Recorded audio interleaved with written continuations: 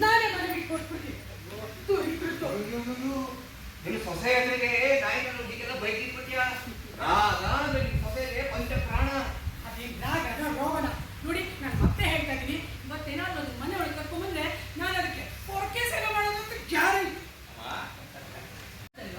ಹಾಗಂತ ಅನ್ಕೋಬೇಕು. ಆದ್ರೂ ಈ ಮರ್ಯಾದೆ ಏನ್ ಬೇಡ ಅಂತೆ. ಯಾಕೋ ಮೈ ಹುಷಾರಿಲ್ಲ, ರಾತ್ರಿ ಕೂತಿ ನಿದ್ದೆನೂ ಮಾಡಿಲ್ಲ. ನಾನಲ್ಲ, ಅವ್ರಿಗೇನಾಗುತ್ತೆ, ಬೊರ್ಕೆ ಹೊಡಿತಿದ್ರು. ನಾನ್ ಹೇಳಿದ್ದು ರಾಹುಲ್ಗೆ. ನಾನು ಬರುವಾಗಂತೂ ಒಂದೇ ಸಮಯ ಹೋಗುತ್ತಿದ್ದ. ತಿನ್ನೋಕೆ ಮಾಡಮ್ಮ. ನಾಯಿಗೇನು ಅಲ್ಲ ನಮ್ಗೆ ಕೇಳಕ್ ಬಿಟ್ಟು ಬಿಸ್ಕೆಟ್ ಇದೆ ಕೊಡ್ಲೆ. ಅವ್ನು ಆರ್ಡಿನರಿ ಬಿಸ್ಕೆಟ್ಸ್ ಎಲ್ಲ ತಿನ್ನಲ್ಲ ಅತ್ತೆ. ಅದಕ್ಕೇನತ್ತೆ, ಅಶೋಕ್ ಹೇಳಿದ್ರೆ ನಾಯಿ ಬಿಸ್ಕೆಟ್ ತಂದು ಕೊಡ್ತೇನೆ ರೀ. ಅವ್ನಿಗೆ ಫೋನ್ ಮೆಸೇಜ್ ಮಾಡಿ. ಅಶೋಕ ಅವನ್ಯಾರು? ನೀವು ಹೋಗ್ಬೇಕಾದ್ರೆ ಬಂದು ಮಾತಾಡ್ಸಕ್ ಬಂದ್ರಲ್ಲ ಆ ಹುಡುಗನ ಅಲ್ಲ, ವಯಸ್ಸಾಗಿದೆ, ದಿನಸಿ ಅಂಗಡಿ ಇಟ್ಕೊಂಡಿದ್ದಾನೆ. ನಾವು ಅವನಂಗಡಿಗೆ ದಿನಸಿ ತಗೋತಾ ಇದ್ದಿದ್ದು. ನಾನೇ ಹೋಗಿ ತಗೊಂಡ್ಬರೋದಕ್ಕೆ ಹೋಗ್ತಿದ್ದೆ. ಅವನೇ ಈ ಸುಳು ದಿವಸದಲ್ಲಿ ಅಷ್ಟು ದೂರದಿಂದ ನೀವು ಯಾಕೆ ಬರ್ತೀರಿ, ನಾನೇ ಮನೆ ತಂದು ಹಾಕ್ತೀನಿ, ಟೆನ್ಷನ್ ಮಾಡ್ಕೋಬೇಡಿ ಹೇಳ್ದ. ಯಾರಾದ್ರೂ ಈ ರೀತಿ ಮನೆಯೊಳಗೆ ಸೇರಿಸ್ಕೊಳ್ಳೋದು ಡೇಂಜರ್ ಮಾವ ಅಲ್ವಾ ಶ್ರವಣ್? ಹೌದೌದು. ಇಲ್ಲಮ್ಮ, ಅವ್ನು ತುಂಬಾ ಒಳ್ಳೆ ಮನುಷ್ಯ. ಅವನೇ ನಮ್ಗೆ ಔಷಧಿ ದಿನಸಿ ತರಕಾರಿ ಇಂತೆಲ್ಲ ತಂದ್ಕೊಡೋದ. ಮೊದ್ಲಿಗೆಲ್ಲ ತಂದ್ಕೊಡ್ತಾರೆ, ಇಲ್ಲಿ ವಿಷಯ ಎಲ್ಲ ತಿಳ್ಕೊತಾರೆ, ಆಮೇಲೆ ದರೋಡೆನೆ ಮಾಡ್ಬಿಡ್ತಾರೆ ಅಲ್ವಾ ಶ್ರವಣ್? ಹೌದೌದು, ಕರೆಕ್ಟ್.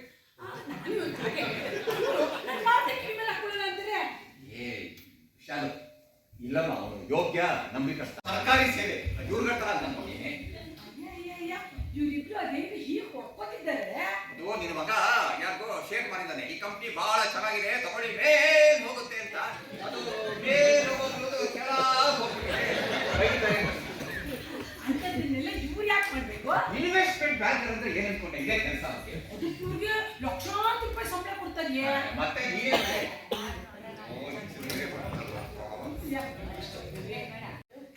ಯಾಕೆ ಗೊತ್ತಿದೆ, ಸಾಕನಾಯಿಗಳಿಗೆ ಈಗ ವೈಲೆನ್ಸ್ ಮಾಡಿದರೆ ಅದು ಪೇನ್ ತಡ್ಕೊಳಕ್ಕಾಗದೆ ಡೆತ್ ಆಗ್ಬಿಡ್ತವೆ ಅಂತ ಗೊತ್ತಿಲ್ಲ. ಅದು ಸರಿ, ಅದ ನಾಯಿನ ಈ ಆಫ್ಟರ್ನೂನ್ ಸನ್ನಲ್ಲಿ ಆ ಕೊಕೊನೆಟ್ ಟ್ರೀಗೆ ಕಟ್ಟಿದ್ದೀರಾ. ಅದ್ರ ಬಾಕಿಂಗು 3 ಮೈಲ್ಸ್ ಹಿಯರಿಂಗ್ ಆಗ್ತಾ ಇದೆ. ನಿಮ್ಗೆ ಹಿಯರಿಂಗ್ ಇಲ್ವಾ? ನಿಮ್ಗೆ ಫೋನು.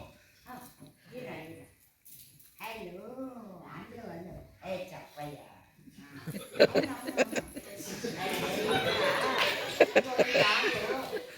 ಬಾಕಿ ಸೌದ್ರ.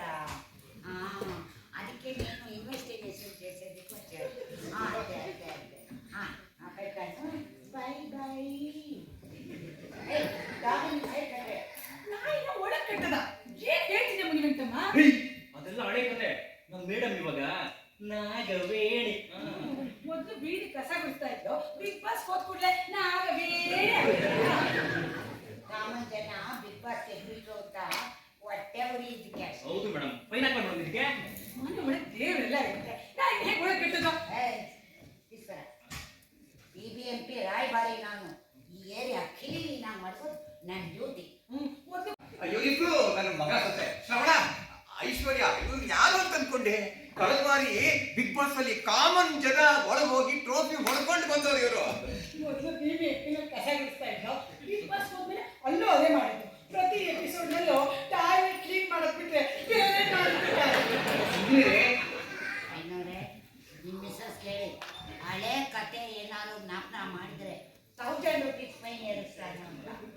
ನೆಕ್ಸ್ಟ್ ಕಾರ್ಪೊರೇಟರ್ ನೇನು ಅಂತ ಜ್ಞಾಪಿಸ್ಬಿಡಿ. ಆಯ್ತು. ಏನು ಹೇಳ್ತಿದ್ದೀರಾ? ಒತ್ತೊಳಿತೀರ ಮನೆ ಬರ್ತಿರ್ತೀರಾ? ಅತ್ತೆ, ಯಾರಿಗೆ ನೀವು ದರಿದ್ರ ಅಂದಿದ್ದು? ಇಲ್ಲ ಈಗಲ್ಲಮ್ಮ, ಇದಕ್ಕೆ ಮೇಡಮ್ ನಿಮ್ಗೆ ದರಿದ್ರ. ದರಿದ್ರನ್ನು ಕಟ್ಟವ. 2000 ರೂಪೀಸ್ ಫೈನ್ ಏರ.